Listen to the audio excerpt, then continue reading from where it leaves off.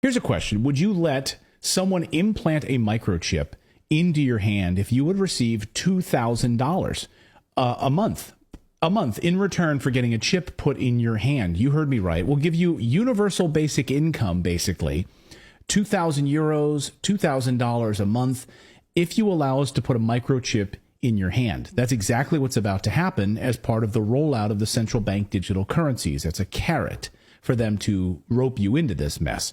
We'll get to that part of the story in a minute, the chip implantation process. Not the corn chip, as Dan said in our chat, but a actual metallic tracking chip. But a new report just published this week by the Bank for International Settlements explains how our new digital money system is about to work. We've been warning you that this was coming for a long time on this show. Also, we weren't the only ones predicting this. It was predicted in a little book, you might have heard of it, called The Bible, The Mark of the Beast. For one thing, this is how this new system would operate. According to them, the Bank for International Settlements, the new reserve currency, forget the dollar as you know it, basically. This will be the new reserve currency, which is how they want to label it and how they are labeling it. This would be used to settle all transactions.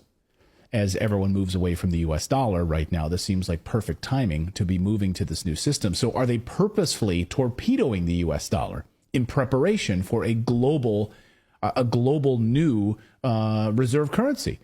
One might wonder, right? We don't believe in conspiracy theories around here, but you have to wonder. It could include the confiscation of all property, physical property. By assigning it, every item would receive every real world item would receive its own unique digital token. So what do you guys think about this, right? This idea that they could, I'm not saying they're going to, but your car, your house, all of these sort of physical items that need a token process, you have to get them digitally tokenized in order for you to claim ownership of these items. No more selling cars without a digital token, right? No black market of selling cars. They all have to be tokenized. They all have to have a digital tracking ID to know exactly who owns them through this, what they call this transparent process.